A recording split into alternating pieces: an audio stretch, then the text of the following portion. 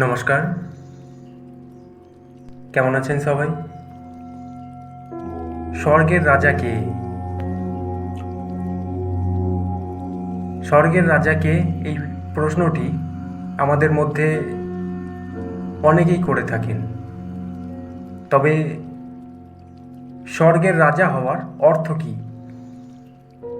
এটি কি শুধুমাত্র শক্তি, নাকি এর পেছনে আরও গভীর অর্থ রয়েছে? প্রাচীন ধর্মগ্রন্থে এবং পুরাণগুলিতে স্বর্গের রাজাদের বিভিন্ন বৈশিষ্ট্য উল্লেখ করা হয়েছে। তারা সাধারণত ন্যায়, দয়া এবং শক্তির প্রতীক।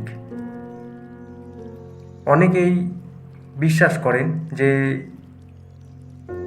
স্বর্গের সবচেয়ে শক্তিশালী রাজা হলেন ইন্দ্র। কিন্তু কী কারণে তাকে এই সম্মানে ভূষিত করা হয়েছে?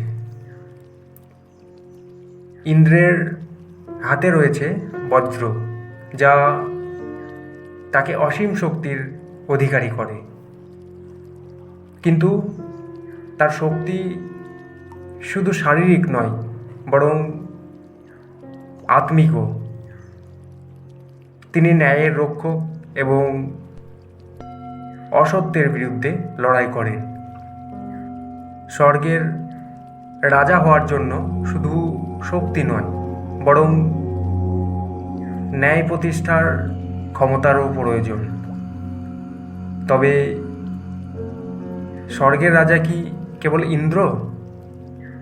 অনেক সংস্কৃতিতে অন্য দেবতারা, যেমন শিব, বিষ্ণু এবং গৌড়ীয় স্বর্গের শক্তিশালী রাজা হিসেবে পরিচিত। তারা সবাই ন্যায়, প্রেম এবং শক্তির বিভিন্ন রূপকে প্রতিনিধিত্ব করে। সুতরাং কে স্বর্গের সবচেয়ে শক্তিশালী রাজা? উত্তর হয়তো ভিন্ন হতে পারে, কিন্তু একথা নিশ্চিত যে সত্যিকার রাজা সেই, যিনি ন্যায় প্রতিষ্ঠা করেন এবং মানুষের হৃদয়ে স্থান করে নেন। আজকের আলোচনা আমরা এখানেই শেষ করছি।